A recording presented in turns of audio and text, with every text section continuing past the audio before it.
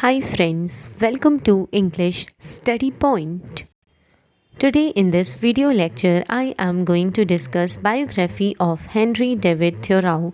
Also, along with that, I am going to discuss one of his important work titled as Civil Disobedience. This is considered to be an important essay published by him in the year 1849.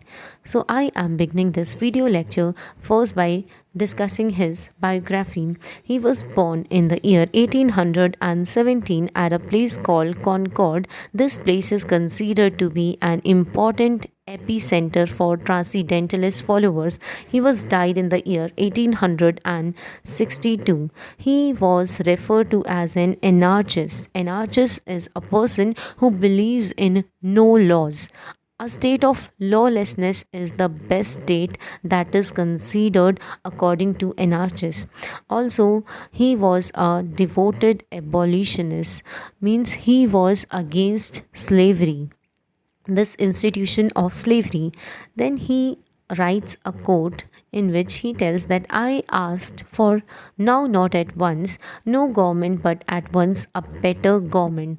These lines means that rather than having worse government, it is better to have no government at all. Then he became an intimate friend of Emerson, Ralph Waldo Emerson, in the year span from 1845 to 1847.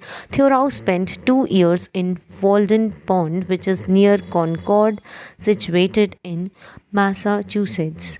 This place provided him to live a simple life supported by no one. So, here I am discussing this essay by Henry David Thoreau, which is titled as Civil Disobedience, published in the year 1849. Subtitle of this essay is Resistance to Civil Government. This essay is related to non-violent resistance. So, this work is in a way a call to individuals to resist unjust laws and policies through non-violent means. He tried to show his opposition to slavery and also to American imperialism. He confronts readers with the reality that see how American government is fully supporting this institution of slavery, but Henry David Thoreau is completely in favor of this sort of institution, and he argues that people should not blindly follow government. If they believe that their laws are unjust, we should be rebel. We should not follow the government blindly. If we think that the government is not doing right. So here Thoreau argues that individuals have a moral obligation to act according to their conscience even when it conflicts with the laws of the state. So, this essay is not just a critique of an unjust government but also serves as a philosophical exploration of the individual's relationship to authority and conscience. This essay influenced Martin Luther King Jr. and also Mahatma Gandhi. These people they had supported or they had adopted ideologies of Henry David Thoreau, and also they have implemented his views to his own life, to their own practical life. So they had adopted his strategies, which are presented in this essay titled as Civil Disobedience. This essay encouraged Americans to avoid supporting immoral form of government.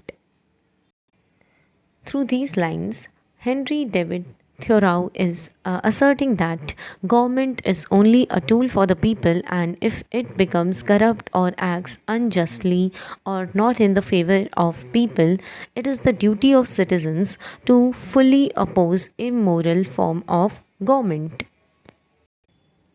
Thoreau argues that if individuals are coerced means forced by the state to act against their conscience. If these citizens are not running as per what their conscience is saying and running their life as per the dictates of state government, then in that case he suggests that they should disobey the law. it means that they should refuse or dismiss laws which are framed by our state government and accept the consequences of their actions. So if they are disobeying all sorts of laws framed by state government, then they are taking actions which their conscience is forcing them to take.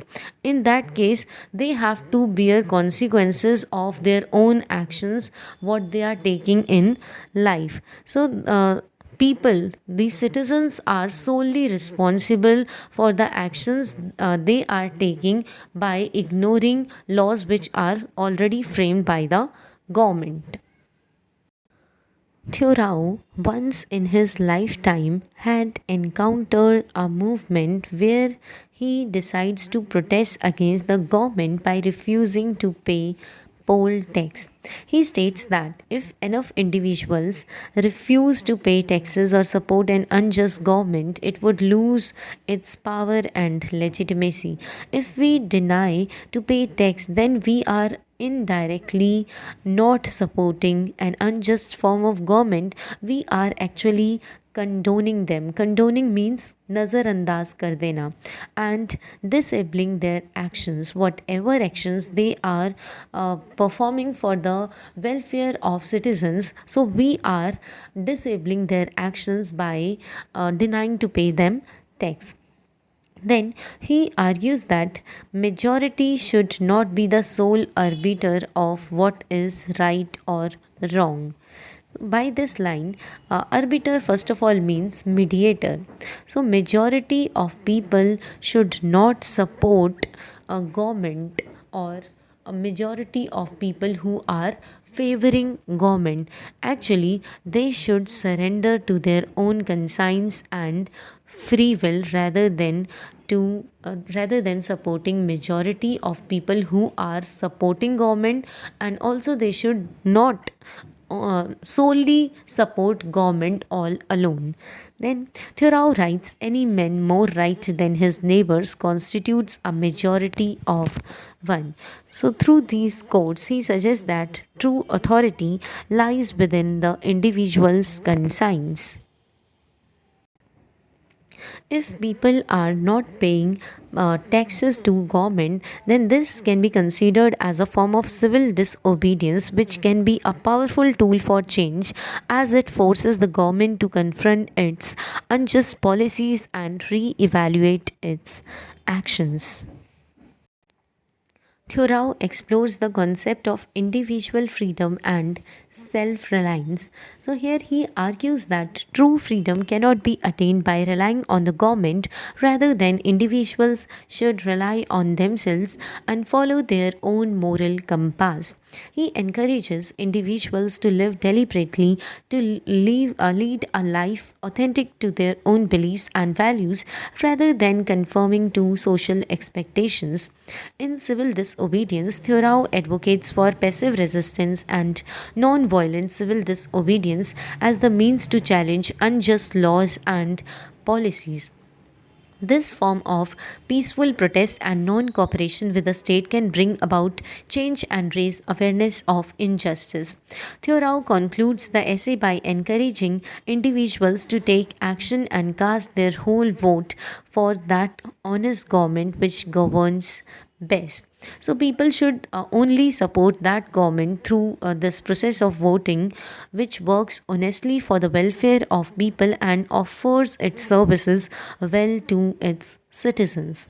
So, this civil disobedience essay is a powerful essay that challenges the individual's relationship to authority and at the same time advocates for personal conscience over majority rule and champions non-violent resistance as a means to fight against injustice. It continues to be a significant work in the history of political philosophy and a source of inspiration for advocates of civil rights and social justice movements. Then with this video lecture ends here. Hope this video lecture will help you in your UGC NET English literature exams. Thank you.